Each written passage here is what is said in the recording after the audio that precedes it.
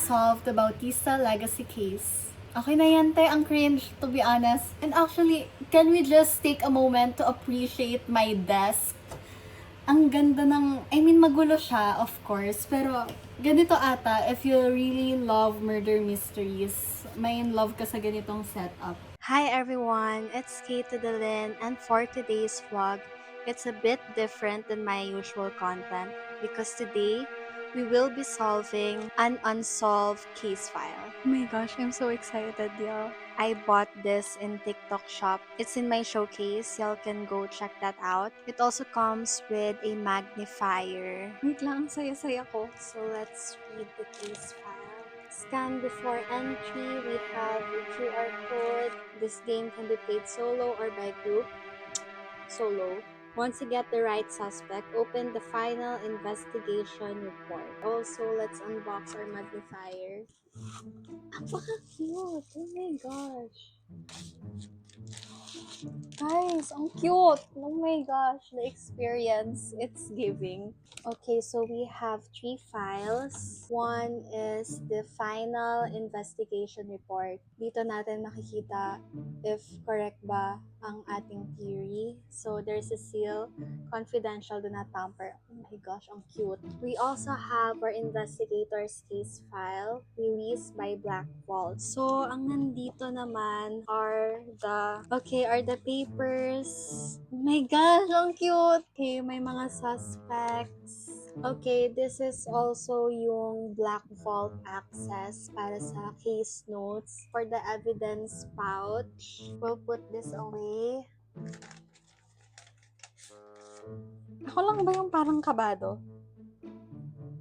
May cheque tayo guys, 100,000 pesos. Birthday present, pay to the order of Mara Garcia. It was supposed to be a quiet transition. After decades of building Bautista Ventures into one of the most successful businesses in the region, Arturo Bautista was finally preparing to step away. A wealthy businessman, respected by some and feared by others, Arturo had built an empire through discipline, authority, and unwavering control. But behind the success was a family divided by old wounds, strained relationships, and secrets that had remained hidden for years. Then everything changed. One evening, Arturo Bautista was found dead inside his private study. The discovery was made by the housekeeper, turning what should have been an ordinary night into the beginning of a mystery. At first, it looked like a tragic and sudden loss. But the more investigators looked into the case, the more questions appeared. Important documents were hidden. Family members contradicted one another. Business associates seemed to know more than they admitted. And with every new piece of evidence, one thing became clear. This wasn't going to be a simple investigation. Everyone had something to hide. Everyone had a reason to lie. Somewhere within these files is the truth about what happened on Arturo Bautista's final night. And tonight, we're opening the case. Let's see if we can uncover what really happened to Arturo Bautista. Okay, hello everyone. So here's an update. I made a little timeline from February 17, 2018 to May 19, 2018. Arturo found dead on May 18. Tiningnan ko yung mga conversations nila. And May 17, before he died, nag-away sila ng kanyang anak na si Ramon Bautista. Ng message nila dito, nag-ask siya for help sa presentation, tapos nag-away sila. Kasi like, hindi daw siya ginagayad, ganyan. Pero, kinalculate ko rin kung ilan yung makukuha nila sa will and testament. Si Ramon at saka si Mara, same sila, 50%, 50%. Si Maria naman, 20%. Pero yung lawyer, 30% and 10 million pesos. Si Victor naman, 2 parcels of land. si Attorney Agustin and si Victor is my conversation about sa plantation business and also sa land na naman. Kasi si Victor may biniling land. I think we're going somewhere. In this situation, napatay na si Arturo Bautista. Ang mas makaka-benefit is yung son and yung lawyer. Pero, sinabi naman kasi dito, kausap dito ni Mara, yung friend niya, and sabi ni Mara, I'll fight for what's mine no matter the cost. Kasi wala siyang desire na makita ang kanyang father. Kasi nga, parang tinaboy na siya. I can see trust is already broken kay brother niya, sa son niya, and also dun sa daughter niya. I've looked through the evidences, the case files again, and also sa phone call ni Arturo and ni Mara. And parang ang pinaka may motive na patayin si Arturo is yung brother niya na si Victor Bautista. Yung sa land survey map, tapos message ni Victor kay Attorney Agustin na greedy and selfish si Arturo. So I think may nangyayari din sa kanila.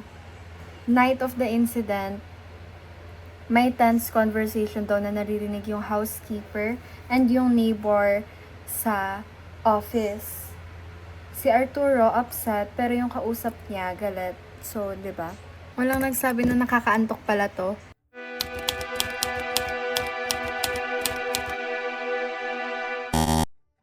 Okay, so hindi si Victor Bautista ang pumatay. If hindi si Victor, if hindi yung kapatid, ibig sabihin yung anak. Ayaw niya kay Mara, and nag-aaway sila ng kanyang father and all that. So, and also itong deed of donation ni Arturo Bautista kay Ramon. So, ang dami niyang ibibigay sa kanya. And yung date is May 17, 2018. And look at the pirma, guys. 'Di ba? Oh my gosh. So, it means siya. Oh my gosh, how could I miss that? Masyadong focus kay Victor. Oh my gosh, si Ramon yung killer. Wait, how? Baka linason niya. Hindi, joke lang. May blunt force trauma siya sa ulo eh.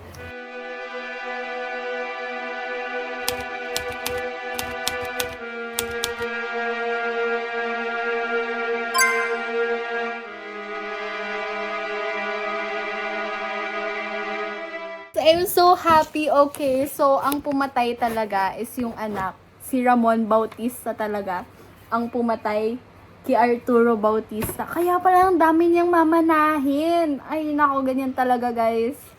So, guys, we finally found the true killer. It's Ramon Bautista. Who is Ramon Bautista? Siya yung anak ni Arturo Bautista. Bubuksan natin ang final investigation report. Let's open. Why? Ramon's motive went far beyond greed.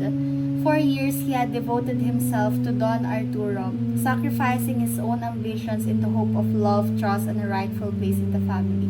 Which is true. Kasi, tinatry niya talagang i-prove yung sarili niya sa father niya based sa mga conversation snippets dito sa evidence. Ramon was not Arturo's biological son. Guys, he is a product of secret affair. Oh my gosh, that's so cool. Kasi according to the medical reports, may mga medical reports sila dito, bawat suspect and also yung victim, yung blood types nila incompatible. A photo of 3-year-old Ramon with his late mother contained a farewell note, which is ito. So that one, that is baby Ramon and his mother. Tapos yan o, meron tayo ditong little farewell note. The first letters here, it spells out not his. Oh my gosh. Okay, I missed that, to be honest. Medyo nag-focus ako sa motive na, trinatry niyang i-impress yung father niya and at the end, hindi siya enough. Pero ayun na nga. So, every evidence talaga is my clue. The breaking point came through a series of escalating events. The night before the tragedy, ito yung sinasabi ko sa inyo. The night before the tragedy, I made a little timeline kasi dito. And May 17 at 8 a.m., nagka-argument silang dalawa. Tapos, kailan siya nahanap na namatay? May 18, 4 a.m. found dead. So yun ang reveal ni Arturo kay Ramon. Kaya niya pinapunta si Ramon sa office niya. Kasi gusto niyang sabihin na hindi siya ang kanyang anak. Ha? Hindi siya ang tunay na anak. So we have 2 letters here. This one, ito yung sinulat ni Arturo Bautista. Ito yung about sa tinatago niyang secret. And also, si Ramon Bautista, may sinulat din siyang letter. Shadows of Expectation. It's all about loyalty, sacrifice, and duty. Ayan, the following day when Mara was invited to the family home, Ramon assumed Arturo intended to publicly acknowledge her as part of the family.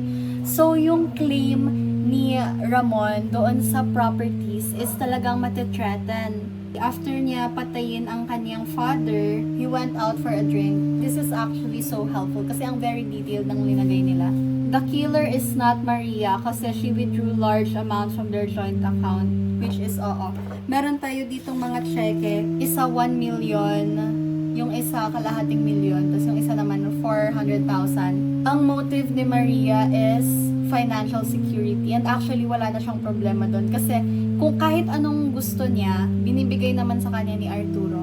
Si Mara naman, hindi siya ang killer kasi nakita ko sa conversations nila. Si Mara, normal child lang siya who got neglected. Hindi siya yung killer.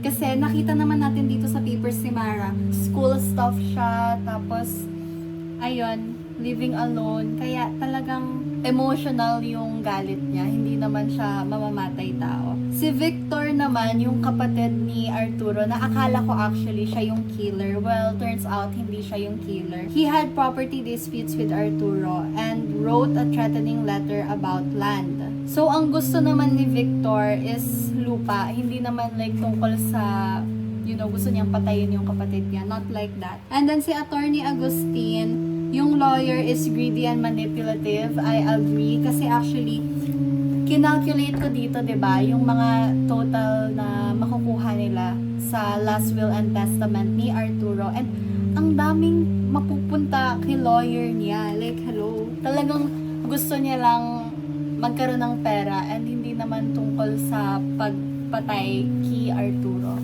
My gosh, guys, ang galing. I feel so smart. Ang galing. I'm so proud of myself.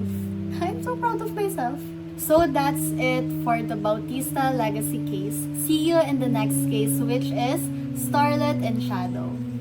Bye guys, and congrats everyone kasi I feel like we deserve it. Alam mo yon, ang dami nating nagawa. Wait lang, gusto ko yung, alam mo yung parang found footage style, yung parang nakakatakot na yung dating natin, di ba?